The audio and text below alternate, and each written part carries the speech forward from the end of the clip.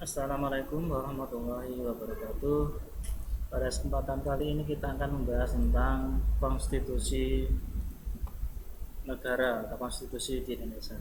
Ya, Eh, pada kali ini, pada hari ini kita akan membahas poin-poin yang pertama di sini adalah pengertian konstitusi, fungsi dan unsur konstitusi, konstitusi yang pernah berlaku di Indonesia, penyimpangan terhadap Undang-Undang Dasar 1945 pada awal kemerdekaan, terus penyimpangan pada masa Orde Lama, penyimpangan pada masa reformasi, Orde Baru, reformasi, serta alasan perubahan amandemen Undang-Undang Dasar 1945, tujuan perubahan, hasil hasil perubahan serta sikap positif terhadap konstitusi.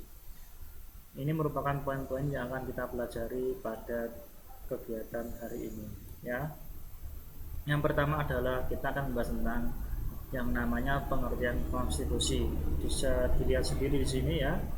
Dalam bahasa Prancisnya, konstitusi merupakan berasal dari kata membentuk atau pembentukan. Nah, istilahnya di sini adalah membentuk atau pembentukan.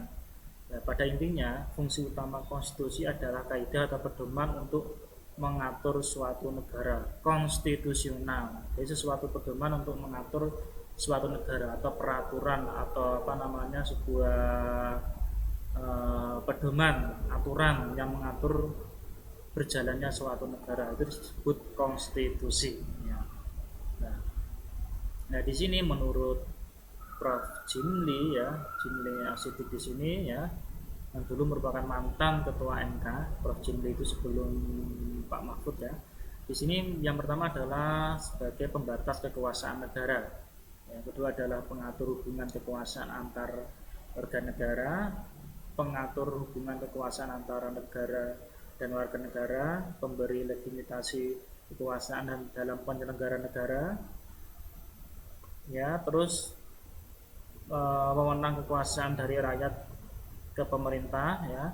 Terus pemersatu, identitas bangsa, simbol upacara, sarana pengendali masyarakat dan sarana rekayasa masyarakat. Itu merupakan fungsi dari konstitusi ya. Sebagai sarana pembatas kekuasaan negara. Nah, sebagai contohnya seperti itu. Jadi negara dalam dan penyelenggaraan negara ya, baik itu dari lembaga legislatif, yudikatif dan eksekutif ya, itu diatur semuanya dalam namanya konstitusional. Sebagai contohnya adalah presiden diatur dalam konstitusi ya, masa jabatannya berapa tahun, dari DPR berapa tahun, dari lembaga yudikatif contohnya DMA, MK, kejaksaan itu diatur dari berapa tahun lah seperti itu mengatur tentang pembatas kekuasaan negara. Jadi negara itu harus dibatasi juga kekuasaannya ya, tidak mutlak seperti itu. Pengatur hubungan kekuasaan antar organ negara. Jadi organ negara contohnya lembaga negara dengan lembaga negara yang lain ya, itu harus diatur juga dalam konstitusional tadi ya. Kementerian dan kementerian lain diatur dalam namanya konstitusi tadi. Pengatur hubungan kekuasaan antara negara dan warga negara seperti itu juga. Jadi setiap warga negara dengan negara juga diatur dengan namanya konstitusi tadi. Contohnya dalam memperoleh warga negara, diakui warga negara, untuk memperoleh KTP, untuk memperoleh SIM, untuk memperoleh akte lahir dan lain-lain, untuk syarat untuk menikah semua dan lain-lain lah. Semuanya kan diatur dalam namanya, ada syarat-syaratnya, ada namanya konstitusi tadi.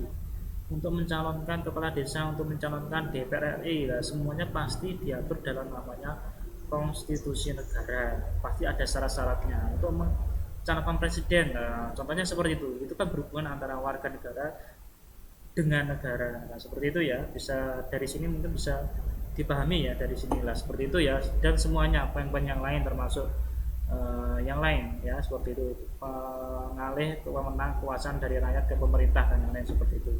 Ya, contohnya apa? Poin 5, pengalih wewenang kekuasaan dari rakyat ke pemerintah. Contohnya adalah pemberian kekuasaan. Contohnya adalah ya apa? Ya pemilihan presiden, pemilihan wakil-wakil rakyat seperti itu kan, mengalih kekuasaan dari rakyat ke pemerintah seperti itu. Nah, seperti itu ya, sudah dipahami ya dari sini ya. Nah, oke, kita lanjut ke unsur konstitusi. Nah, di dalam sebuah konstitusi harus ada namanya organisasi negara. hak asasi manusia, prosedur mengubah undang-undang dasar, larangan mengubah pada bagian-bagian tertentu. Di Indonesia sudah dilaksanakan bahwa amandemen undang-undang dasar itu memang bisa dilaksanakan, tetapi ada bagian-bagian yang tidak dapat diubah karena merupakan poin atau poin dasar negara seperti itu. Nah, contohnya apa? Ya, salah satunya adalah eh, Pancasila itu sendiri. Pancasila itu sendiri merupakan poin dasar yang sudah dirumuskan oleh pendiri bangsa kita. Nah, kemarin sempat ada isu mau mengubah sila pertama seperti itu atau mengubah lagi itu sudah tidak bisa dilaksanakan. Kenapa? Sudah poin final. Jadi di undang-undang dasar memang ada amandemen bisa dirubah, tapi poin-poin tertentu saja. Kalau semuanya bisa diubah lah, nanti akan hancur juga peraturan atau konstitusi negara kita seperti itu ya. Salah satunya kalau mengubah ideologi kita, mengubah dasar negara, kalau semuanya bisa dirubah ya, semuanya pasti. Jadi kalau namanya dasar negara itu juga tidak bisa dirubah semena-mena, tidak bisa dirubah semaunya sendiri. Namanya pondasi, kita ibaratkan sebuah rumah saja, kalau pondasinya roboh, rumah itu juga akan pasti roboh atau hancur. Seperti itu ya, jadi pahami ya. Nah, organisasi negara, hak asasi manusia. Nah, di negara kita sendiri juga sudah mengatur tentang konstitusi hak asasi manusia. Dibentuk juga namanya Komisi Perlindungan HAM atau Komnas HAM lah seperti itu yang sudah dijamin. Nah, selanjutnya adalah konstitusi yang pernah berlaku di Indonesia. Yang pertama adalah Undang-Undang Dasar 1945 yaitu pada 18 Agustus 45 sampai 27 Desember 1949. Nah, di sini merupakan hasil dari KMB, Konferensi Meja Bundar pada waktu itu, merupakan negara Indonesia berubah menjadi negara Indonesia Serikat pada tanggal 27 Desember 1949. Karena itu masih awal-awal kemerdekaan ya, masih ada beberapa gangguan dari luar, salah satunya adalah agresi militer Belanda 1 dan 2 yang menginginkan beberapa daerah wilayah Indonesia, negara Indonesia belum diakui sepenuhnya ya, seperti itu oleh penjajah, yaitu adalah bangsa Belanda waktu itu. Karena itu diadakan namanya Konferensi Meja Bundar seperti itu. Dan selanjutnya adalah Konstitusi RIS atau Republik Indonesia Serikat, yaitu pada tanggal 27 Desember 49 sampai 17 Agustus tahun 1950, cuma 1 tahun saja di situ ya.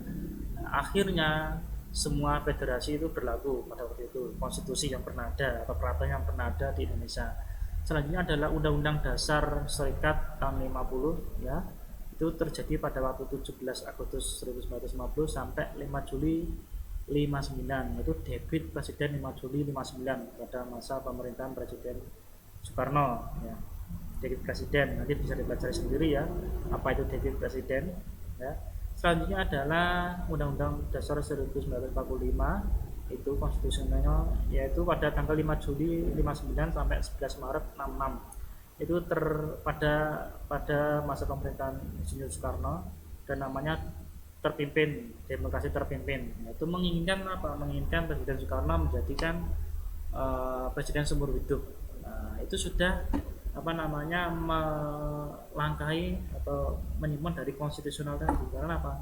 Masa presidennya juga ada namanya masa berlakunya seperti itu, masa jabatannya. Selanjutnya pada Undang-Undang 1945 pada 11 Maret 66 sampai 99 ya, itu pada masa Orde Baru pemerintahan Presiden Soeharto. Selanjutnya adalah Undang-Undang 1945 amandemen ya pada tanggal 19 Oktober 99 sampai sekarang, itu pada masa reformasi seperti itu ya. Hasil reformasi itu ada amandemen pertama, kedua, ketiga, dan keempat. Itu tanggal-tanggalnya ada tanggal 19 tahun 99, amandemen kedua itu ada tanggal 18 Agustus tahun 2000, amandemen ketiga 2001, amandemen keempat adalah tahun 2002 itu ya. Oke. Terus penyimpangan Undang-Undang Dasar 1945 awal kemerdekaan itu bagaimana? Bisa kita lihat di sini adalah KNIP di sini, Komisi Nasional Indonesia ya. Di sini ya, KNIP atau Badan legislasi ya, karena dulu belum ada namanya DPR, MPR belum ada, di sini berubah menjadi pembantu presiden. Nah, tidak sesuai ya, seperti itu. Karena KMP di sini adalah badan legislasi tadi yang awal mula terbentuknya DPR tadi. Terus selanjutnya adalah sistem presidensial. Nah, di sini berubah menjadi parlemen. Nah, di sini parlementer, di sini itu penyimpangan dari Undang-Undang Dasar pada waktu awal kemerdekaan. Selanjutnya pada masa Orde Lama ya, di sini masa Orde Lama yaitu presiden mengeluarkan jenis peraturan TAP MPRS ya, tahun 45. MPRS menetapkan GBHM yang bersifat tetap dan tidak dapat diubah-ubah. Nah, itu kan tidak sesuai. Karena apa? Waktu itu presiden mempunyai hak penuh, kekuasaannya seperti kekuasaan tak terbatas atau mutlak, kan tidak sesuai dengan Undang-Undang Dasar seharusnya seperti itu.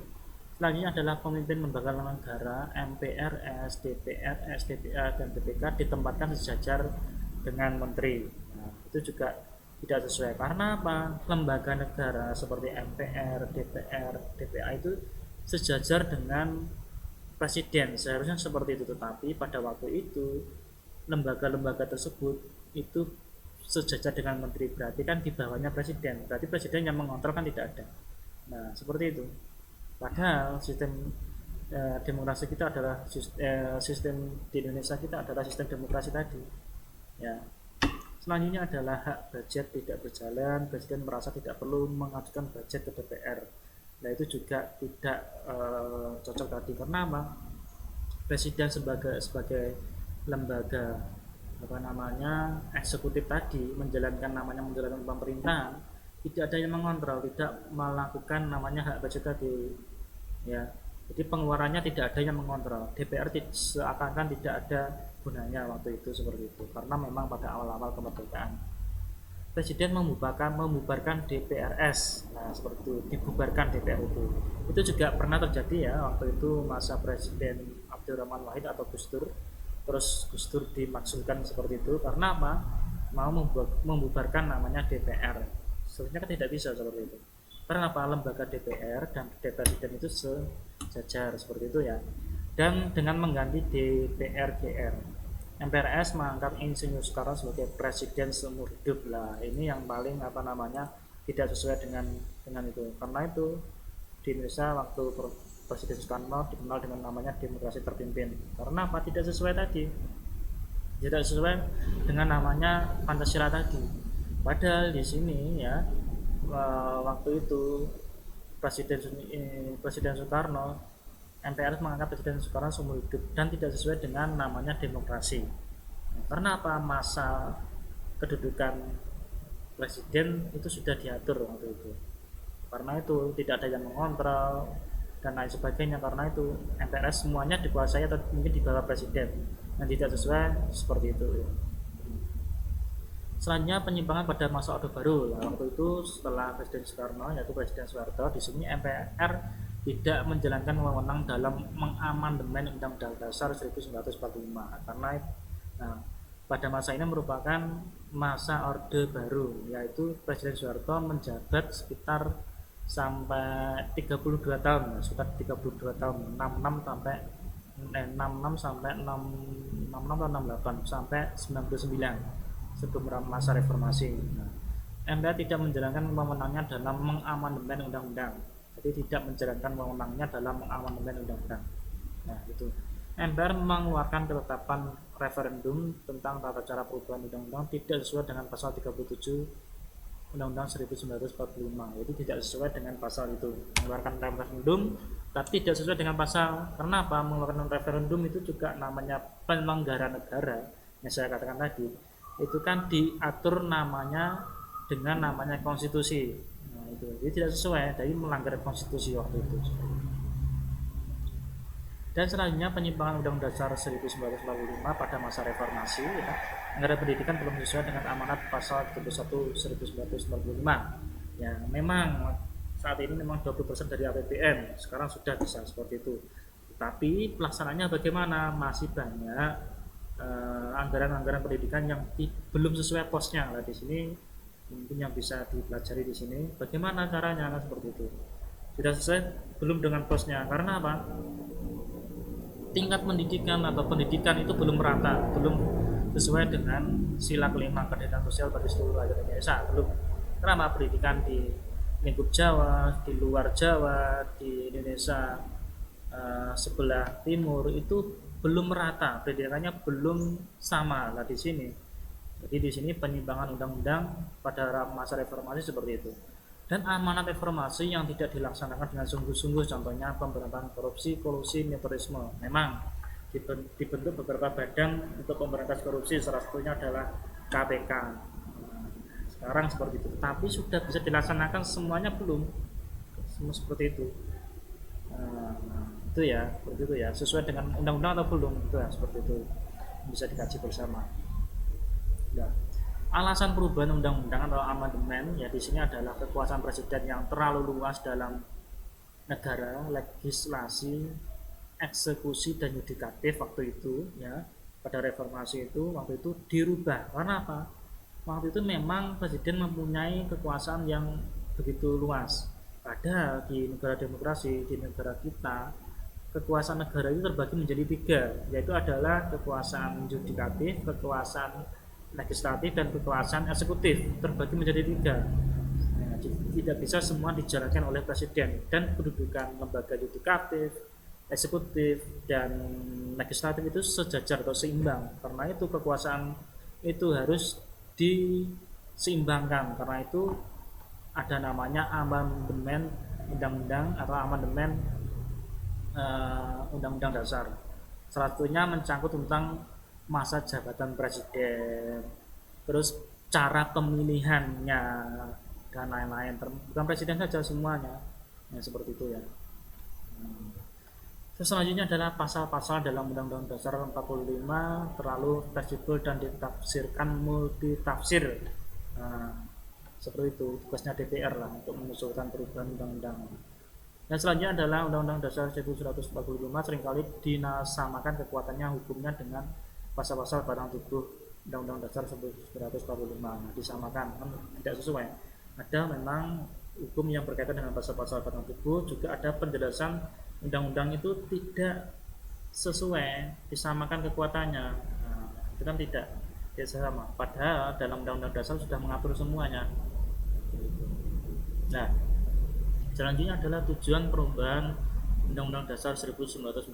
Tujuannya adalah menyempurnakan Undang-Undang Dasar untuk mencapai tujuan nasional, menyempurnakan Undang-Undang Dasar untuk menjamin pelaksanaan kedaulatan rakyat, menyempurnakan aturan dasar tentang jaminan perlindungan HAM, menyempurnakan aturan dasar tentang pemerintahan yang demokratis dan modern, menyempurnakan Undang-Undang Dasar 1945 sesuai dengan bahasa-bahasa dan perkembangan zaman. Karena apa? Pada waktu reformasi ya, semuanya pasti mengalami perubahan. Karena apa? Sebelum itu pada masa Orde Baru, pemerintahan Presiden Soeharto memang memerintah terlalu lama. Tidak semuanya presiden dan lembaga negara lainnya tidak bisa difungsikan dengan baik.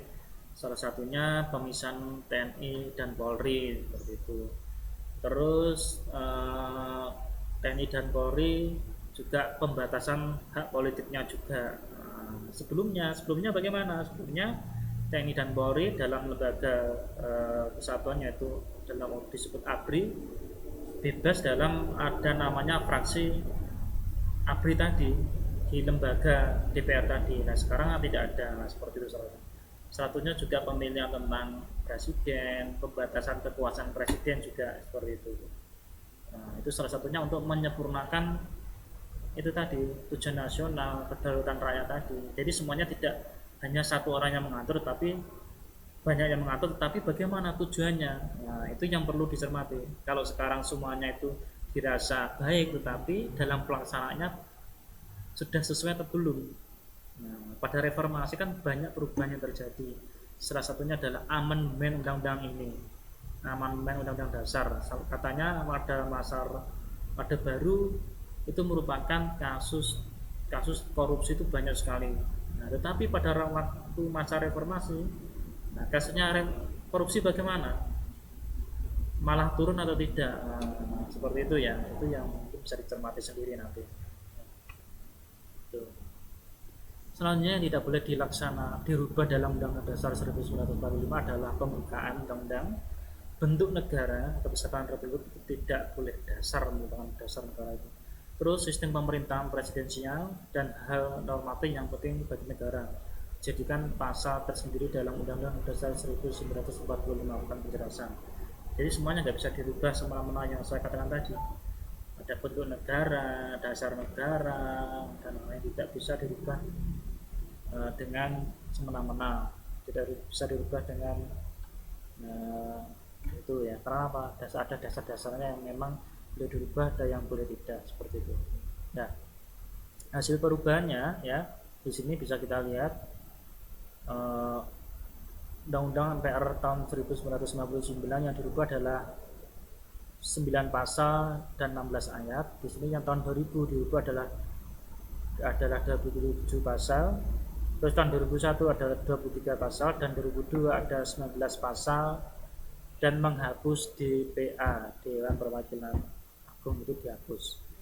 Nah, pra amandemen bisa dilihat sendiri, jumlah babnya 16, sesudah itu menjadi 21. Nah, seperti itu ya.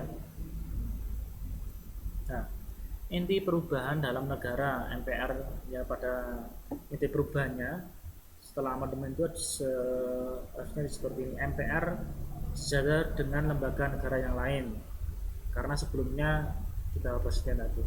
Pemegang kekuasaan legislasi berpindah dari presiden ke DPR tadi. Karena apa? Legislasi itu adalah memang tugasnya DPR, cara mengajukan perubahan undang-undang, itu tugasnya DPR. Selanjutnya presiden semula dipilih oleh MPR berubah dipilih langsung oleh rakyat dengan metode pemilihan umum nanti. Sebelumnya dipilih oleh MPR, ada perwakilan DPR dan MPR yang memilih, tapi sekarang semua rakyat bisa memilih sesuai dengan hati nuraninya masing-masing. Kalau dulu tidak kan? Kalau dulu yang kita tidak bisa memilih presidennya A, B, nggak bisa memilih karena cuma perwakilan MPR saja yang bisa memilih. Dan selanjutnya adalah periode masa jabatan presiden dan wapres dibatasi 2 kali masa jabatan, dan sebelumnya kan tidak dibatasi. Kalau terpilih seterusnya bisa saja sampai berapa tahun, termasuk yang sebelumnya itu ada masa Orde Baru Presiden Soeharto. Nah, sampai 32 tahun, sampai berapa kali pemilihan berhasil terus.